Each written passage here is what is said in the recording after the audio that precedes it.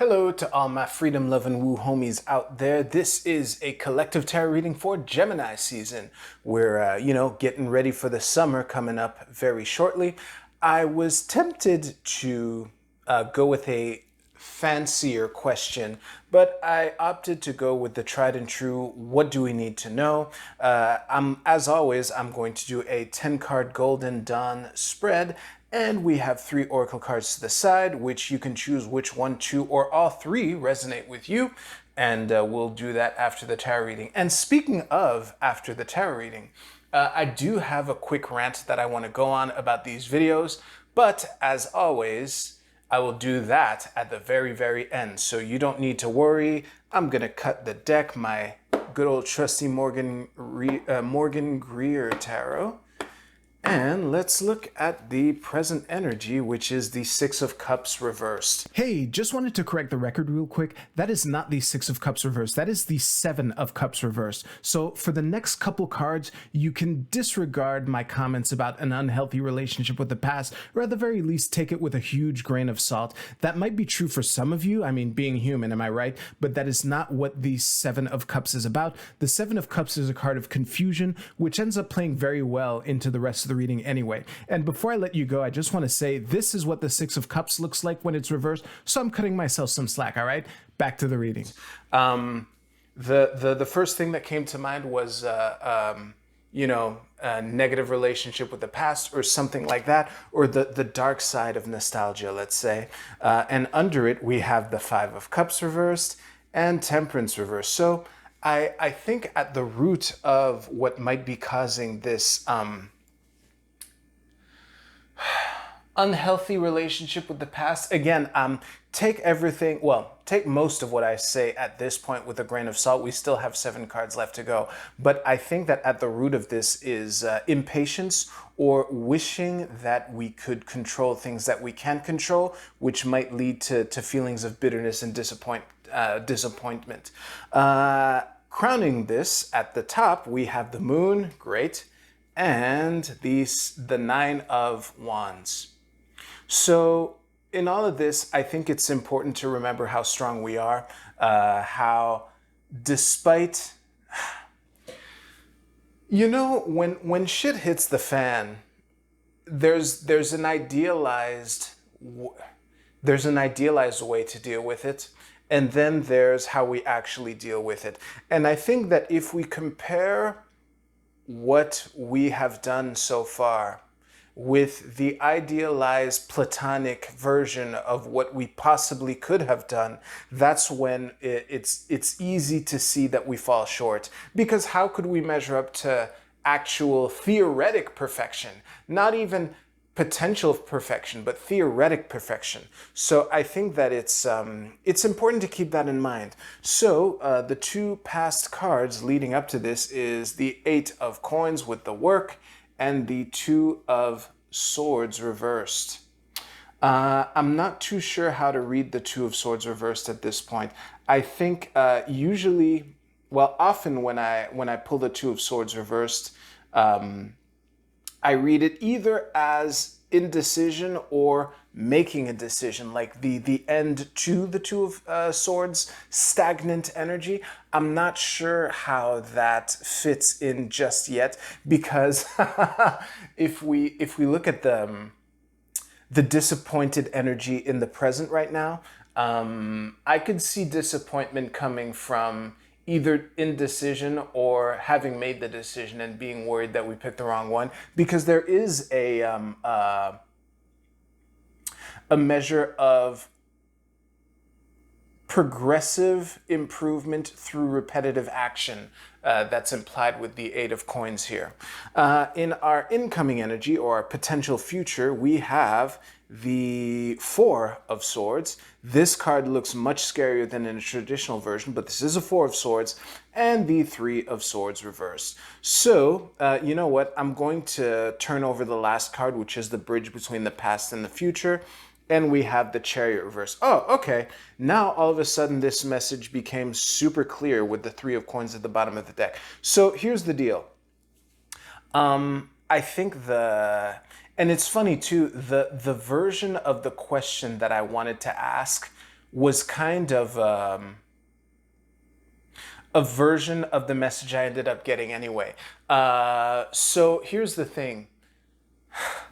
There's no shame in reevaluating our approach, and I think that as we gear up for the summer, as we gear up for the summer, it's important to take an honest look at what is possible, what we can control, what we've done that has worked, what we've done that hasn't worked, and really get those ideas in order. The Four of Swords is a card of, well, many things, but the aspect of it that's relevant, I won't bore you with the other things, is getting your ideas in order, really being the caterpillar in the cocoon, reorganizing its atoms to become the butterfly. But a milder version of that. That's usually the metaphor that I use for the death card. But yeah, I think that the message here, what we're being invited to do as a movement, is to use these next couple weeks as an opportunity to honestly evaluate what we've done compared to what we could do, and what we've done compared to what was even possible, and to really get to the bottom of to what is causing these feelings of disappointment. And I'm interpreting the Three of Swords reversed as weirdly optimistic. I'm interpreting this as letting go of the things that you can't control, and finally integrating that, and the mourning process that comes with realizing that I can't control the weather, and no matter how important the picnic that I have in 2 weeks is to me, if it rains, that is just, in the cards. No pun intended. Puns never intended. But yeah, it's important to keep in mind what is possible. And that might even have informed some decisions that we made in the past to get to this point, which might have involved controlling the weather to make sure that it'll be a sunny day in a couple weeks for that important picnic or whatever. Wow, I just realized the picnic metaphor fits really well for a Gemini season, planning for the summer, Anyway, do I have anything more to add? Oh yeah, another thing is part of what comes when you honestly frame what is possible and what isn't, and what is realistic and what isn't. It's important to be ambitious. I think that's good. But when you're ambitious to the point where you think that you can control things that you can't, that's when the disappointment can settle in, making it easy to lose sight of how powerful and strong that you are, despite how scary the path ahead looks. I have the feeling that I got lost on a tangent and forgot what I was initially going to say. Give me a second to reflect. If I actually was saying something that got sidetracked, I lost it. But one thing is for sure, it's important, to just reiterate what I was saying. Ambition is great. Having lofty goals, having lofty ambitions for what you want to realize is great and all. But if you let your ambitions fall into controlling the weather, then you're setting yourself up to be disappointed. And it's okay that you can't control the weather. Something that you might do instead is to have a plan B in case it rains. Hopefully the metaphorical picnic in 2 weeks maps well onto this situation where I don't have to elaborate on that too much. But one key to that is to remember who your allies are. I barely said anything about the Three of Coins at the bottom of the deck binding this whole reading together. It's important to realize that if you play to each other's strengths, and again, realistically, I'm gonna try not to repeat that word too often. But yeah, if you play to your strengths realistically, that can avoid the temptation to blame people for their shortcomings, including yourself, you know? So yeah, try to keep that in mind. I really don't think I have anything to add that I haven't already said. So let's move on to the oracle portion. If you chose this card, your oracle card is go to the sea. Oh, I think that this is there are a couple different ways to interpret this card. I think that the main one is to prepare for a journey. Keep in mind that it's a journey, and that sometimes when a journey is long, if you keep that in mind when you set sail at first, it could help deal with the feelings of impatience that were hinted to at the very beginning.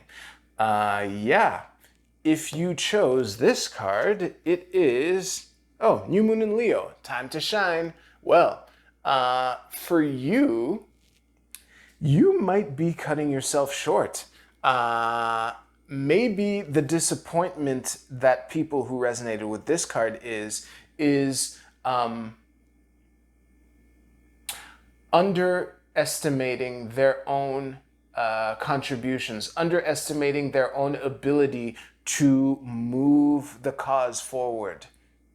Yeah, that was a mic drop right there. So I will switch to the last card, which is Small is Beautiful. This is I Ching hexagram number 62. And the key words are: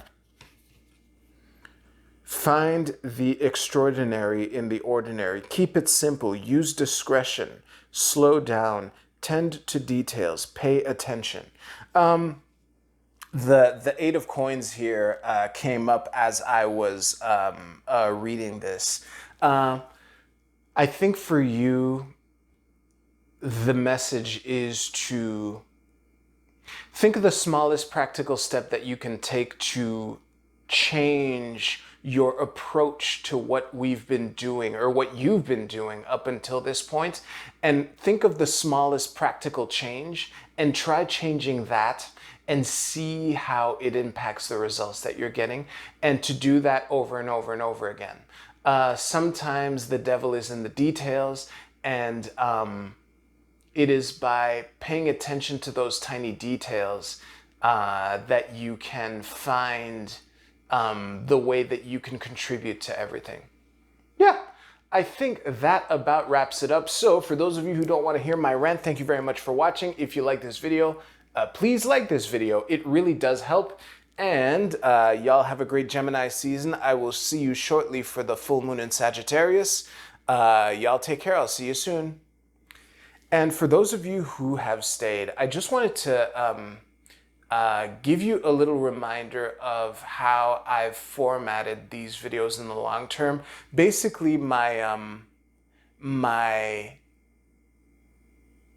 plan is that for every mutable season, that is Gemini, Virgo, Sagittarius, and Pisces, every mutable season, that's when I decide if I'm going to continue doing this for another 3 months, basically.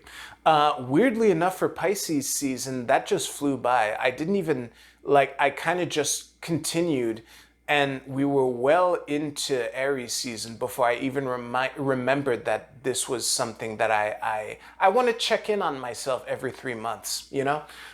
So based off of what I've seen, I think we're definitely going to continue to see these videos all the way through into Virgo season, so you don't need to worry about that. But one thing that I want to do for Pisces season, I want to change up the format of, I want to change up the spread that I use for the new moon and full moon.